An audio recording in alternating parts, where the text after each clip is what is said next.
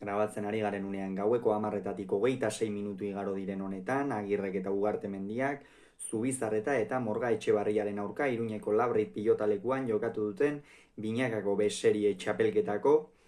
bederatzigarren jardunaldiko, ligaxkako bederatzigarren jardunaldiko hirugarren norgehiagokaren analisia egingo dugu. Zubizarreta eta Morga Etxebarria ziren favorito eta ez dute hutsik egin 22 eta 13 irabazi baitiete, esan bezala Agirre eta Ugartemendiari. Gogoratuko dugu, Agirrek eta Ugartemendiak aurreko jardunaldian galdu egin zutela Tolosan Larrazabal eta Salaberriren aurka, aldiz Zubizarretak eta Morga Etxebarriak irabazi egin zuten Amorebi eta Etxanon, Bakaikoa eta Eskirozen aurka. Partida hasieratik oso maldangora jarri zaie Agirre eta Ugartemendiari, Gorka Ugartemendia atzeko kuadroetan ezin aginduz, ikusi dugu, gainera asko ibili beharrean, eta horrela zaila izan ohi da. Gainera Agirrek aurrean abagune oso gutxi izan ditu ia une oro,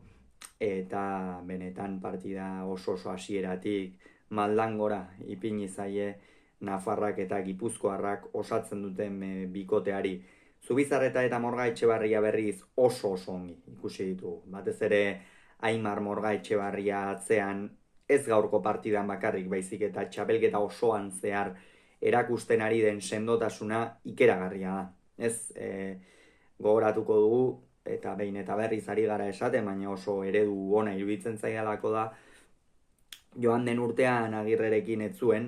bikotea osatzerik izan, aurten Agirre eta Ugartemendiari ez hainbesteraino, baina halako zerbait gertatu zaie, egin batean ez bikotea ezin osatu hori baten arazoak eta bestearen arazoak direla tarteko, eta lehen urtean Morga Etxebarriak eskuetatik eta arazo handiak izan zituen, udan ere asko sufritu zuen, baina beserie txapelketa honetan atzelaririk onena espaldimada onenetakoa izaten ari da, sailkapenak ere alaxe dio, sekulako sendotasuna erakusten du, eta benetan Aimar Morga Etxebarria egiten ari den lana oso aipagarria, eta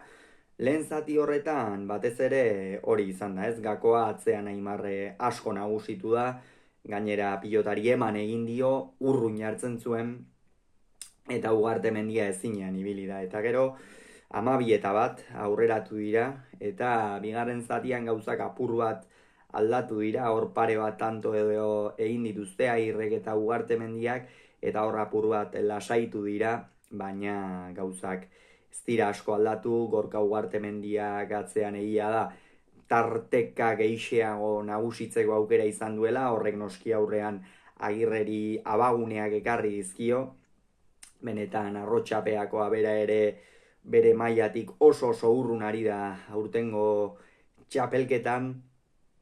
eta hori ere izaten ari da bikote honentzat gako garrantzitsuetako bat, ez Agirre ez dela bere maila ematen ari inondik inora ere, eta 18 eta 9 aurreratu dira Zubizarreta eta Morga Etxebarria. Gerora egia da hor